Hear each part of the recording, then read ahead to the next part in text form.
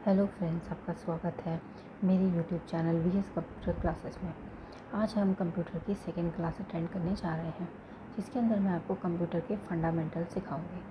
तो आइए स्टूडेंट्स, बिना किसी देर किए हम कंप्यूटर के फंडामेंटल स्टार्ट करते हैं। स्टूडेंट्स, सबसे पहले मैं आपको बताना चाहूँगी कि कंप्यूटर के फाउंडर कौन है। वो हैं चार्ल्स बेबेज, जिन्होंने कंप्यूटर को इन्वेंट किया था।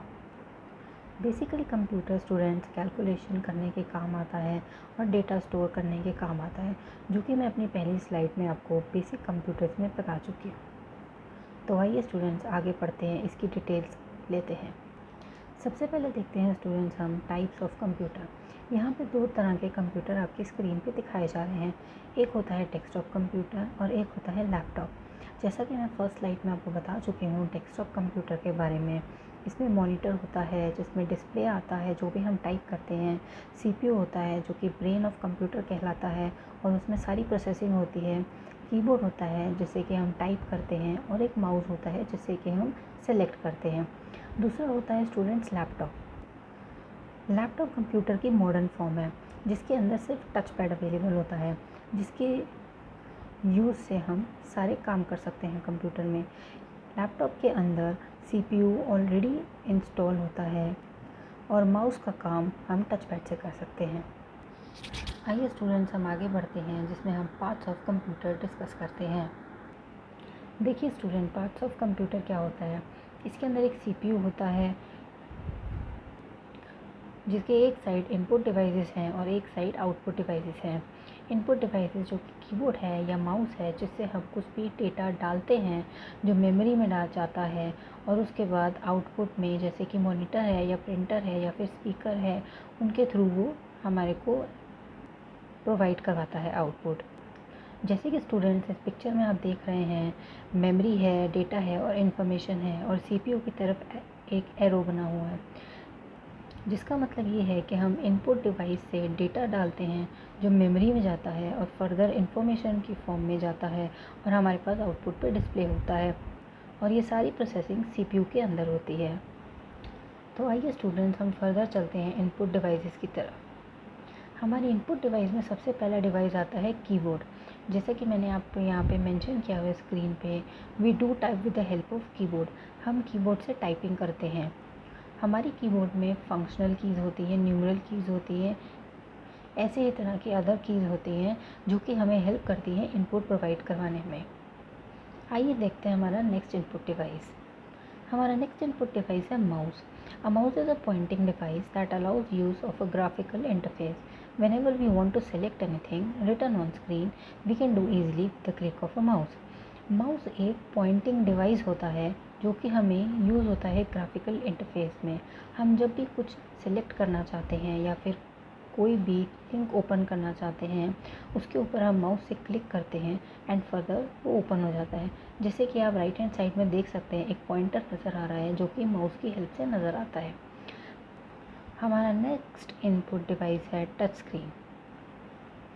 ये देखिए touch screen, it is basically use to use the device with the help of a touch.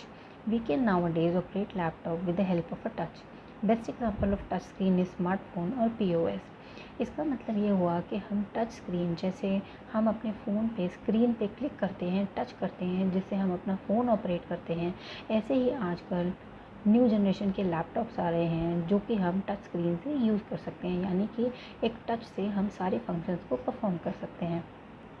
हमारा नेक्स्ट इनपुट डिवाइस है joystick. A joystick is a cursor control device used in a computer games and assistive technology. joystick का use mostly हम games खेलने में computer के करते हैं या फिर कुछ ऐसी टेक्नोलॉजीज़ में होता है जो कि हाई लेवल पे यूज़ होती है। हमारा नेक्स्ट इनपुट डिवाइस है scanner. A scanner is an input device that scans documents such as photographs and pages of text. This creates an electronic version of the document that can be viewed and edited on a computer.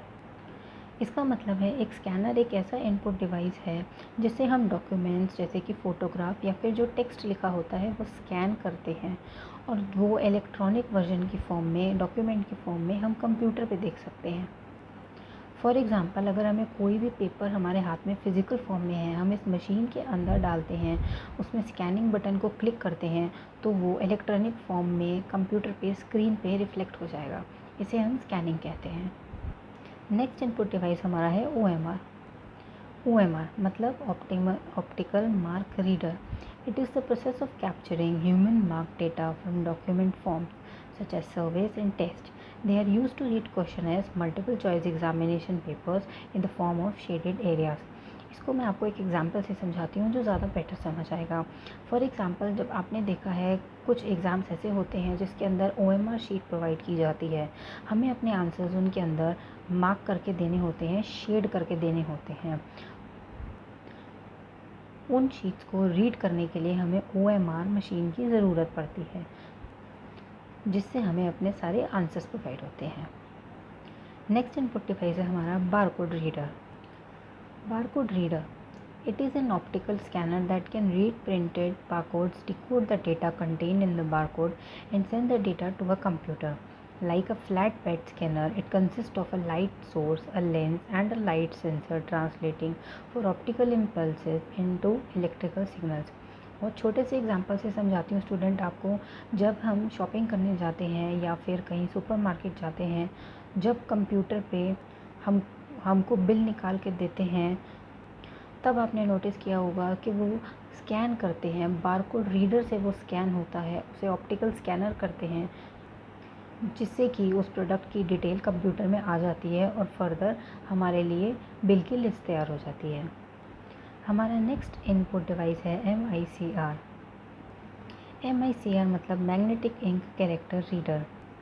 ये students mostly हम banks में use करते हैं check की reading करने के लिए। For example आपने चेक देखा होगा जिसके अंदर छोटे छोटे लाइंस बनी होती हैं, वो हम MICR की हेल्प से रीड करते हैं। तो स्टूडेंट्स ये थी हमारी आज की कंप्यूटर की सेकेंड क्लास, जिसमें मैंने आपको फंडामेंटल्स के रिगार्डिंग समझाया है। अगर आप पर्टिकुलरली किसी एक टॉपिक के बारे में कुछ और एक्सप्लेनेशन चाहते हैं तो काइंडली मुझे कमेंट बॉक्स में ज़रूर सेंड करें और इस वीडियो को लाइक, शेयर एंड सब्सक्राइब करें। अगली क्लास में मैं आपको आउटपुट डिवाइसेस के बारे में बताऊंगी। Till then, thank you for watching students.